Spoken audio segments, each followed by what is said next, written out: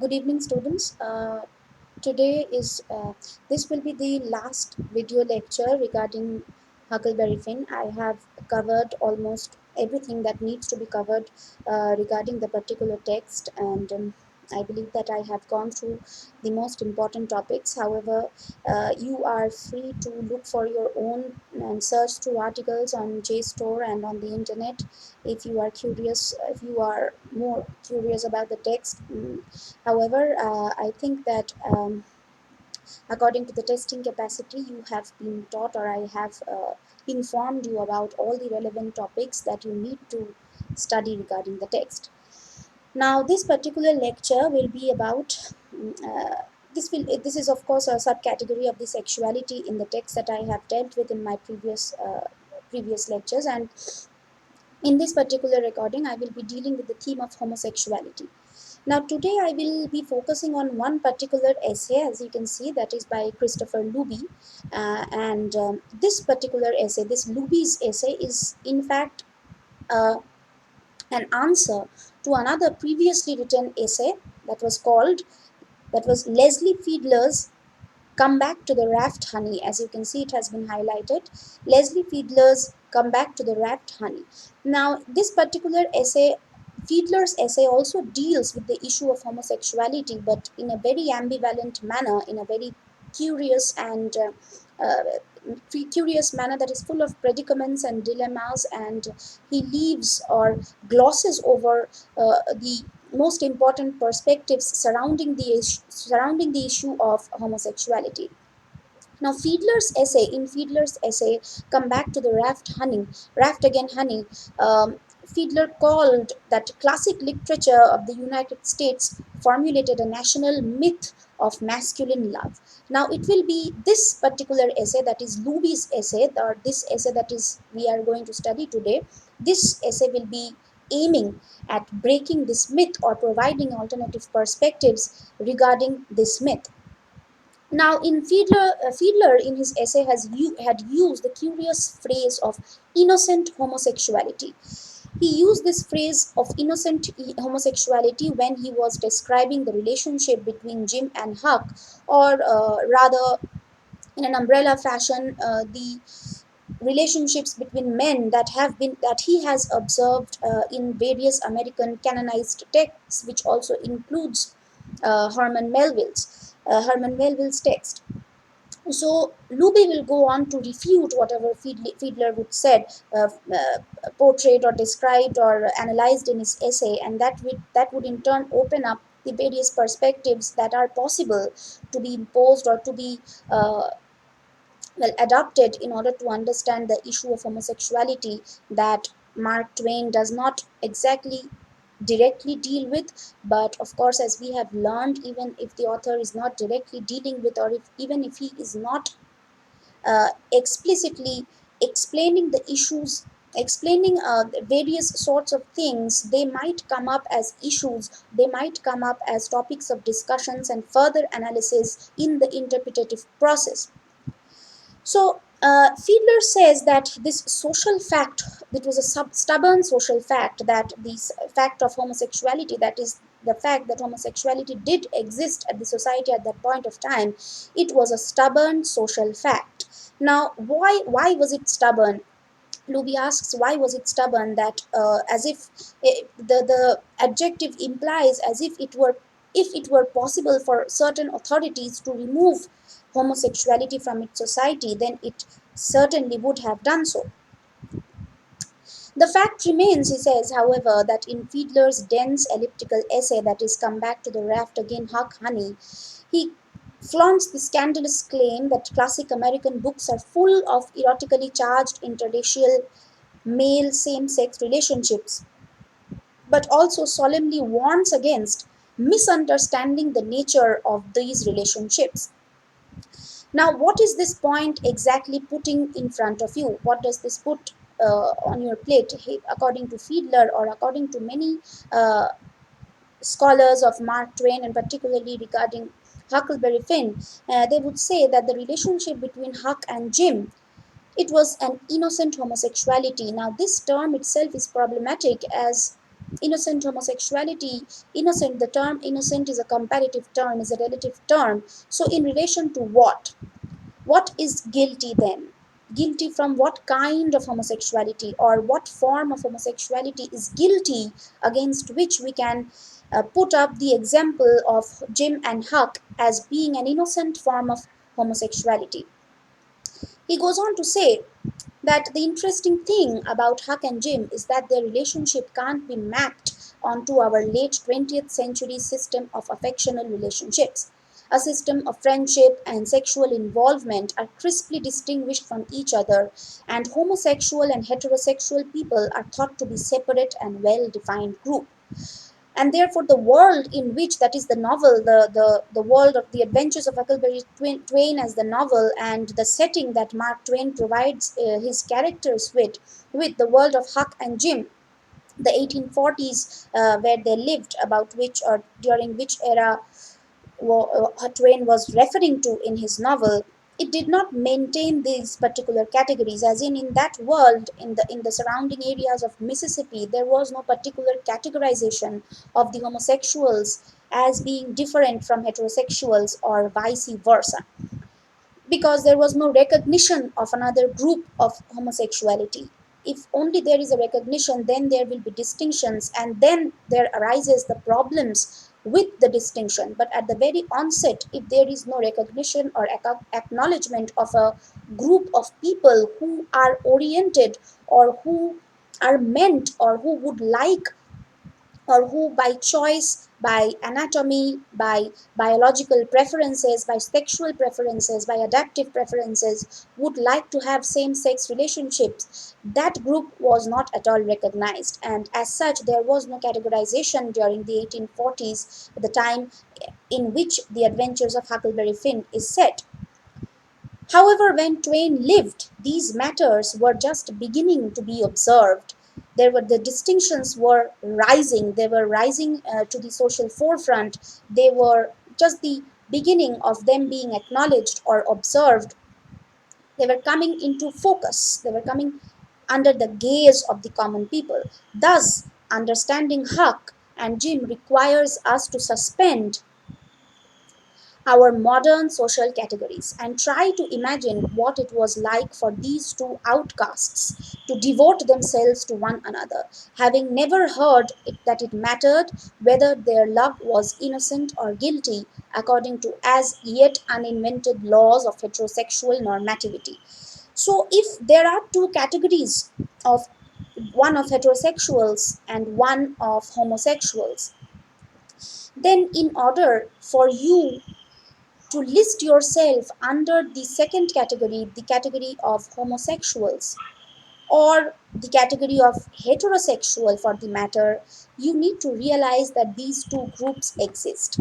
And since Huck and Jim were not aware of the existence of these two groups at all, or any group at all, they did not they unwittingly did not adhere to the heterosexual normativity, something that has now become normal, which would later become normal, that is heterosexuality. Because even now in the 21st century, we are completely aware of the marginalized section of homosexuals or LGBTQA, all that community. However, political recognition and acknowledgement they might have got, there is still a social marginalization, a social ostracizing process that is continuously in their face, on their face, and they have to face it every day of their life. So at that point of time, where in Huck and Jim's relationships, they were not aware of the existence of these categorizations. So they could not compare their relationship as guilty or innocent in relation to the normal heterosexual group, because these groups or these categorizations did not exist. So it requires us to imagine how Twain, when he wrote the novel, may have been harking back to a prior era in which sexual and gender identities were not so rigidly defined. So when Mark Twain or Samuel Clemens is writing, that is during the 1880s, 1870s, about this novel, he was imagining that era during which Huck and Jim developed their relationship well, in a fictional world, of course. And he was looking back to that era in which these characters or the people were not aware of these categorizations at all. And it requires for us, the readers and the scholars as well, to gain this willing, again Coleridge's term, willing suspension of disbelief. We have to imagine ourselves to be set in that scenario, in that era, or during that time when these categorizations did not exist at all, but were just starting to be observed. They were just starting to take place in the under the sun, under the open sky, and they were just beginning to be under the observant lenses of the society at large. Now, many scholars like Fiedler would not challenge the assumptions with which, on his account, the myth was framed, that is, the myth of male relationships. How was it framed? And they did not question this. They did not question the setting of the myth as a normal social structure, and therefore they could come to a very vague conclusion of innocent homosexuality. He says that, I'm sorry. So if somebody is saying that what Huck and Jim's relationship portray or imply is a kind of innocent homosexuality, and it is not uh, an adult love but a chaste male relationship, that this entirety of the relationship is but a child's dream, with the belief that if with the inherent belief, with the implied belief that if Huck is constantly trying to run away from social responsibility, that is, both Huck and Jim, both of them actually do, they are running away from that their social responsibilities. Huck from being civilized, and Jim from, which was obviously the law, that is, continue to be in captivity, which culminates, and all these social responsibilities which culminate in the act of marriage, which is also one of the finest and established social institution that represents mature love. It is essentially an instance of adolescent behavior. So if your social relationships do not culminate into the final act of marriage, that is the institutionalized representation of love, that is that marriage actually is, if it does not culminate into it, then you are actually an adolescent.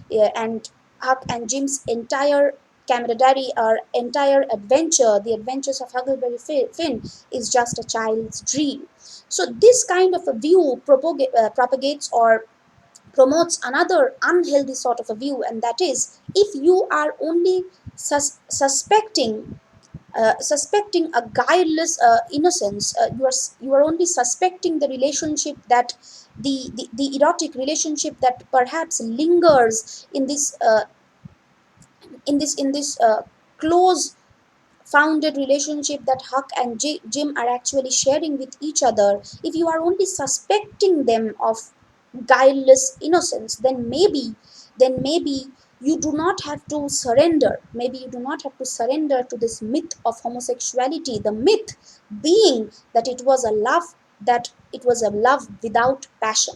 So if it is love without passion, only then can you term homosexuality as innocent, as Fiedler effectively did. Innocent homosexuality consists not of passion but of love of a man for another man. If there is no passion between them, then it is not the kind of a love that may culminate into marriage, because that obviously did not exist at that point of time, and it was banned in so many nations for such a long period of time, and only recently were they recognized that these kind of passionate love between similar sexes exist in their very own right to exist, and that they need to be legalized in order for the society to accept them, embrace them as a part of a common culture. However, if you are only healthily suspecting the relationship that Huck and Jim, or for that matter, any male or another male, or a female or another female sharing, you are actually turning away from the fact that it is a passionate love and not a love without passion. And this was the myth that was to be busted. This was the innocent homosexual myth that needed to be busted. Or it was busting itself, as I just said, that it was just coming to be observed at that point of time. Luby goes on to say that an orthodox Freudian paradigm of psychosexual development, according to which a child naturally must pass from immature polymorphous desire to mature heterosexual genital performance. This was the paradigm of normal psychosexual maturation depends, as many theorists, including Freud himself, have shown, on a paranoid suspicion of lurking homosexuality. The normality of heterosexual depends on stigmatizing the homosexual as deviant. Now, this is completely true. That this depends on, this is very much in relation to Freud's theory, or Freud's sexual theory, in which he would say that it is imperative, or it was natural, it was a natural phenomenon, natural transformation of a child who would have polymorphous sexual desire, as in he or she, a child, does not know whether or not he desires the male genitalia or the female genitalia. And this is the polymorphous state in which a child exists in, and he or it effectively moves from this state to a recognized heterosexual genital performance, that is male and a female relationship. And it is only when this particular heterosexual relationship is normalized, or it is made the normative, widely socially accepted, only it is requires its normalization. This process requires that you designate homosexuality as a crime, or as deviant, or asocial, or even antisocial, as abnormal, as something that is not normal. You will have several there are various films, and there are various books about homosexuals being charged with criminal activities, because it was believed that a male who is in love, or who is sharing a passionate love relationship with another male, is a criminal. That either you are criminal or you are severely diseased. And only when this particular view towards homosexual exists can we say that heterosexual is the normal way to live. For if there is one normal way to live, then any other ways of living are not normal, and they are criminalized, or they are uh, well, they are marginalized, and they are turned away from the society effectively.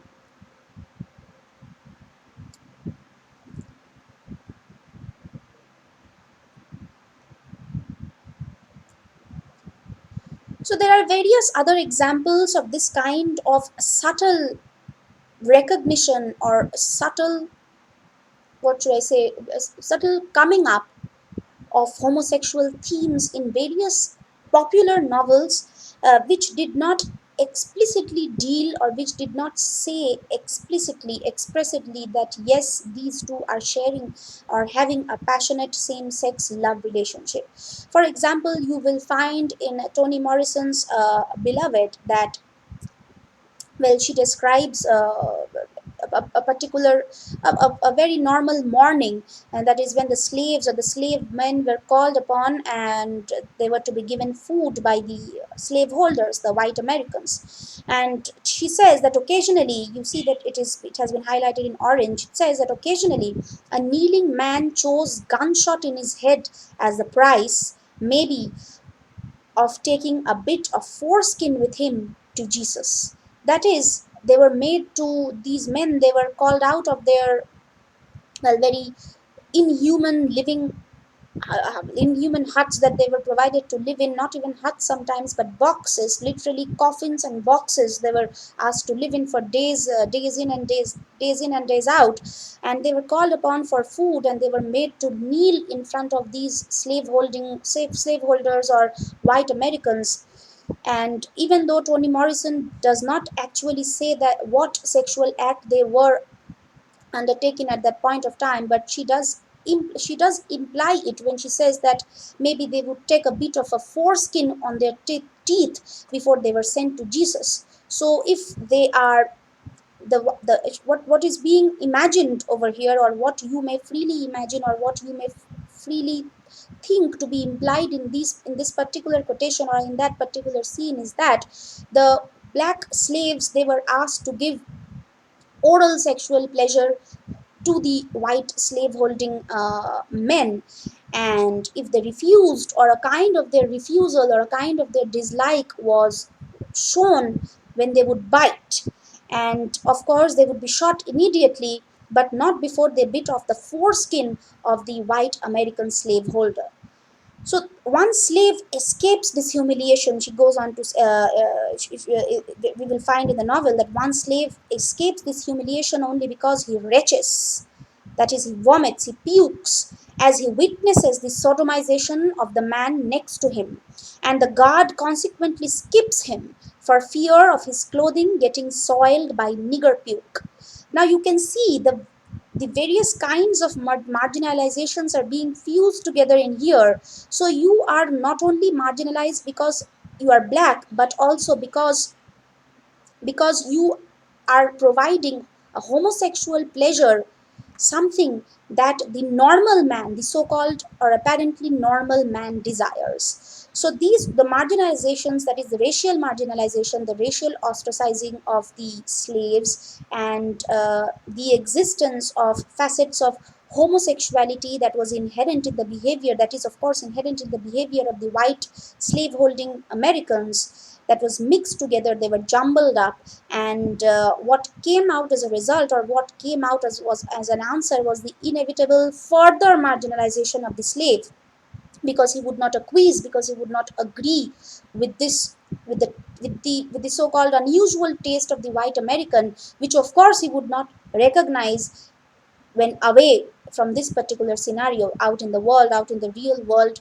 The white American slaveholder will never acknowledge his taste for homosexual pleasures, but which he imposes upon the slaves, as they can actually do, they cannot protest. If they do, they will be shot, as one is.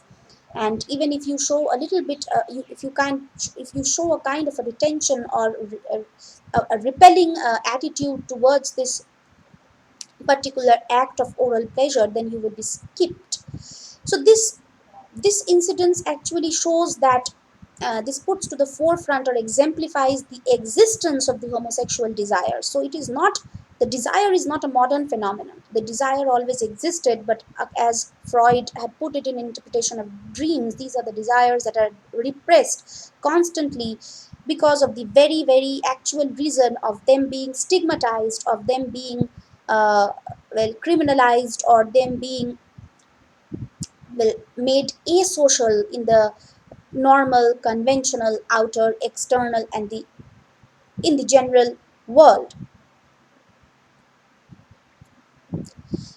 Thus, the unmistakably homosexual writer Charles Warren Stoddard was drawn towards the bohemian artistic circles of San Francisco in 1860s. And this is interesting, where he met Mark Twain among others. Twain, who later employed Stoddard as his secretary in London during a time when Stoddard was actively exploring that city's homoerotic venues, referred to Stoddard as such a nice girl. Recently, a Twain biographer, Andy Hoffman, and other Twain scholars have suggested that during his early years as a bohemian journalist in the American West, Twain's relationships with his intimate male friends may well have had an erotic dimension. Now, this is a biographical fact that you cannot deny, and even though it actually does not imply or justifiably imply Twain's homosexual intentions or inclinations, it does put to the forefront that he was in participation with them, in participation with these people of the other group, and he knew their existence, he was aware of their existence, he was as such aware of the onset of such a kind of desire that was existing among others as well. The crucial point is that Twain lived through a dramatic transformation in the late 19th century of what cultural theorists call the sex gender system. The set of rules and norms that governs the social organization of the related phenomena of gender identity and sexual orientation, the specific historical transformation here is the one that brought about the emergence of distinct categories of sexual identity, homosexual and heterosexual. That is, sexuality is defined by their same gender or different gender preferences, where such sexual identities had not been distinctly recognized before. And Twain lived through that particular phase when these distinctions were starting to being recognized. And this is this is a fact that is again proved, a proven fact, a historical fact has been proven by Foucault in none other than his text The History of Sexuality, where he proves that this particular late 19th century, the phase of this 19th century, it was the phase where these distinctions were being realized and recognized, even though they were not acknowledged. But the acceptance that the other kind of sexuality that actually exists, and thereupon there will be various formulations upon how to regard them as a criminalized activity or a diseased activity, and so on and so forth.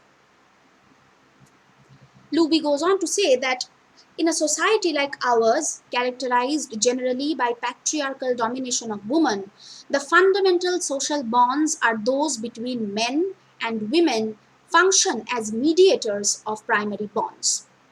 Now, what is happening in this in here? He's saying that in a society like ours, which is of course a patriarchal one, the women are dominated, and the fundamental social bonds are between men. That is the outside world, the external world, the body, the head of the society, the body being the woman, upon which various kinds of agency functions can be carried out: the body as an instrument, the body as an agency, the body as a performing phenomenon, the body as a mask, the body submitted, the body dominated, and the body of the woman as it has been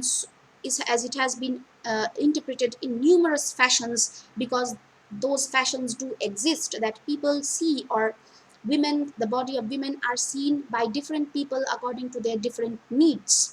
So if your body can provide some sort of a sexual pleasure to a man, your body can also provide a sort of a dominating board for a man. So women effectively acted or functioned as mediators between these bonds, the bonds that were primarily of the men. Such male bonds are chronically under pressure to guarantee their own heterosexual status, to ward off the threatening possibility that they are not, after all, so very different from directly homosexual bonds. Now, this is a very thin line, a very thin line. A locker room conversations. In a locker room, there will be men who will be coming across each other naked, and they will be sitting in that condition and conversing in that condition for hours about the society at large. And what is keeping one particular man from feeling that he may or may not he may be homosexually attracted towards the other person, towards the other man? It is the woman that gives him this status of safety, if I might say so. It is the woman, or him, that man possessing the body of a woman, that gives him the confidence that he is not actually homosexual, but and that these relationships, these locker room relationships, or him coming across a naked man, or him wanting to see or constantly meet or develop a bond with another man, is just another heterosexual activity and nothing close to homosexual bond. Now, this is often accomplished by casting male same-sex bonds as relations of rivalry or competition for a female object of desire, rather than as directly desirous relationship between men. Now, these bonds are often categorized as a competitive relationship, that is two men competing for a woman, or for the desires or for the affection of a woman, come into a competing relationship, rather than coming to an agreement with the fact that it is the men who want each other, and the woman does not fall into this equation at all. Now, this is again necessary for heterosexual to become normative, and again for the homosexuality to become something that is not normal, something that is abnormal. Now, in the 19th century America, white men thought frequently of black men as their erotic rivals in the competition for white women. Popular culture was full of images of hyper masculine black men as sexual predators with an all but irresistible attraction to white women. If in the psyches of white men the most charged homosexual rivalry for women was with black men, or more accurately, with an imaginary black sex fiend, one result would be that the bonds between white men and black, as aversive as they ordinarily were, would then be bonds at most risk, so to speak, of mutating into homoeroticism. So what Luby says over here is a very easily acknowledged fact. It says that white men thought frequently of black men as their erotic rivals in competition for white women. That is, popular culture was full of images, and it is still full of images wherein the black man is extremely exoticized as opposed to a white man. A white woman asking, or what should I say? How should I put it? Or well, craving from the pleasures that was to be derived from a black man who is who is extremely sexually charged and who is a symbol of sexual autonomy, or a symbol of dominance that the woman actually wants, not the other kind of dominance which is inevitable, not the other kind of dominance which the woman resists or repels against or does not want. So the black body or the black male body is extremely sexually charged. And as such, if women become the point of competition between these two men, then the relationship between these two men, that is a white man and a black man, becomes all the more problematic, becomes the most problematic relationship, and one result would be of mutating into homoeroticism. Now, as it has been highlighted in orange, you can see that to borrow from the logic of Freud's account of how paranoia in men is produced by the repression of their homosexual desire, white men's exaggerated sense of sexual threat posed to them by black men might well be understood as a defensive response to a wish fantasy of loving a black man. Now, if you recall what was taught to you when I was teaching you Hamlet, about Freudian analysis of sexuality, about the Freudian concept of repression, wish fulfillment, and desire, about the Freudian concept of the castration anxiety, of mutilation anxiety. You will understand, if you go and revise, you will this will not be very difficult to understand. You will understand that their repression of their own sexuality, wherein paranoia, wherein the fear or the anxiety is constantly repressed, the white man's exaggerated sense of sexual threat, the threat that comes in the body of the black man, might well be understood as a defensive response to his own wish fulfillment of loving a black man. Now, if the white man extremely dislikes or faces an extreme sense of threat from the black man, it is a result of that repressed paranoia. It is a result of that repressed wish, a desire, repressed desire for another, for a same sex, a desire for another man, that is being reflected over here. The fact that the black man is a threat to the white man is actually a coming back of those repressed desires of wanting that black man as your sexual partner. And as such, the scene of Huck's masquerade, that is when that is when he goes to goes to the woman's house with Mrs. Loftus. Mrs. Loftus's house, dressed as a woman or dressed as a girl. That is, it demonstrates, this particular scene demonstrates Twain's sense of arbitrariness of or constructedness of social gender roles. The possibility that gender inversion has something to do with in the novel with sexuality is effectively foreclosed. Now, if you recall the biographical fact that I just presented, that Twain remarks his secretary, that is Stoddard, as such a nice girl, He was very, you will understand, or you will acknowledge, you have to acknowledge that Mark Twain was aware of the potential inversion that gender roles carried with itself. As I had discussed in the last lecture, that gender was a performance, that gender is a role that you perform in the society, and sex is something that is biological. So Twain was under was in understanding terms, or was aware of the fact that gender was as a role was performed, and therefore the male body of his secretary of Stoddard did not stop him from calling him such a nice girl, because it was the role that he carried, the role that Stoddard carried in his life was normally acquainted to that of a woman. And so Twain was aware of the arbitrariness, or how gender was constructed in the society.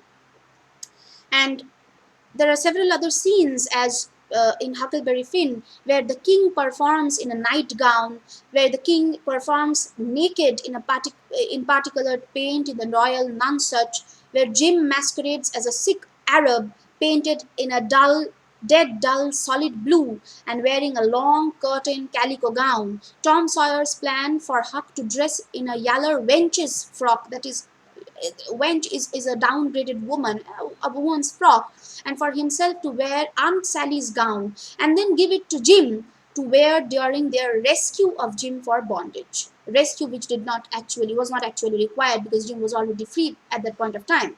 In all of these, gender masquerade provides an alibi for potentially transgressive male encounters. That is, it is possible for you to transgress the sexual norms that have been presented to you. So, if gender is a performance, or gender is a role, or gender is an act that you carry out consciously or subconsciously in your everyday life, then your sexual well, imposition, that is, if you are a male or a female for that matter, you might perform, or you might carry the role of a woman as well, because the feminine is a role to be played. So a male sex can carry out a role of the feminine, a female sex can carry out the role of the masculine, because the latter, that is the feminine and the masculine, they are just constructed gender roles that are constructed in the society, that something is asked of you, and it is believed that if you do that, then only that is right. If everybody does that, then that becomes the normative, and such is the case with gender. So if you wear a shirt and a pant, then you will be called a tomboy, but that does not make you a male sex. You are just playing the role of a man. Similarly, the opposite is also true.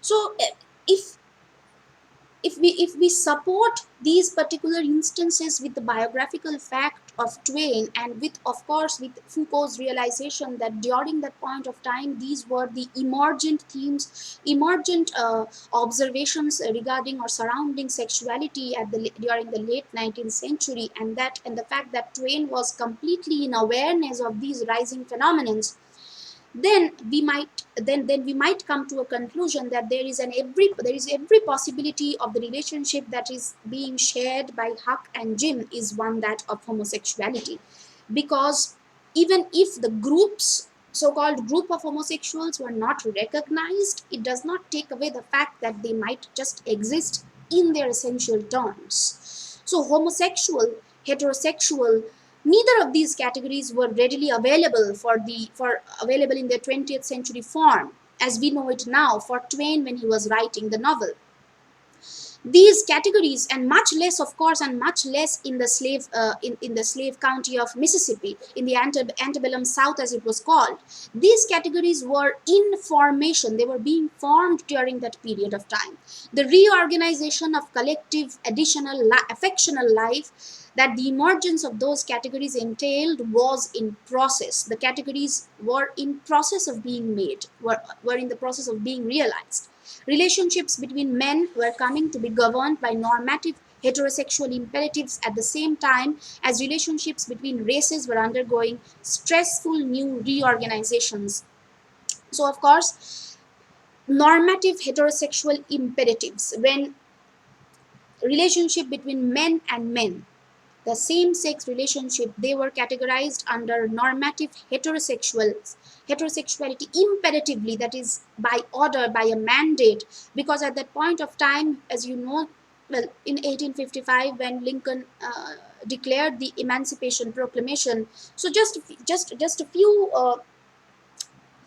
few years down the line, when Huckleberry Finn is set, that is in the antebellum South, these changes were about to occur. So they were already in process. And so were the developments of these categories of the homosexuals and the heterosexuals.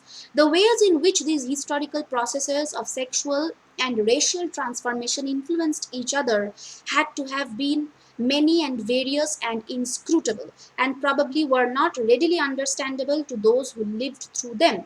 So, if you do not understand the fact, if you do not even realize that there is a possibility, that there is every possibility of your desire for another, for a similar sex, of being something that normally exists in this universe, exists not from the relative point of view of laws that are made by human beings or of conventions that are made conventional by human beings, but something that exists in its essence. So there was every possibility that a man and a man may share a passionate love relationship with each other, but they were not aware of it, because what they saw in front of them did not provoke this kind of a sentiment, did not provoke this kind of a point of view. And of course, standing today also, we can say that it is not even fully legible now. What we can say, Luby says that what we can say is that Twain portrayed a loving interracial male same-sex bond in all of its dense affectional complexity, with all its social inscrutability, and portrayed it within the ambiguous and tragic historical circumstances that made it so hard to understand and represent.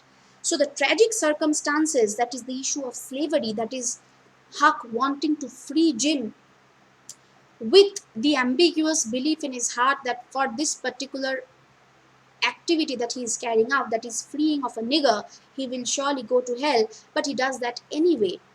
Now this proves a sort of a peculiar or standalone, not peculiar, but standalone or interesting relationship, more than friendship, that Huck shares with Jim, more than commonplace friendship, or more than a generally male quote unquote innocent bond. So, because if he is willing to go to hell for this nigger, whom he never fails to categorize as a nigger again and again and again, then there might be every possibility that there can be an existence of a passionate love relationship between these two, and they did not realize it because these categories were not even existent at that point of time. They never heard of it, they never knew that it was possible in any way whatsoever. So that will be it regarding the homosexuality of the novel. Of course, I will be sending you some supporting materials together with this lecture. Do come to me if you have any queries or problems or questions to be asked. Thank you very much.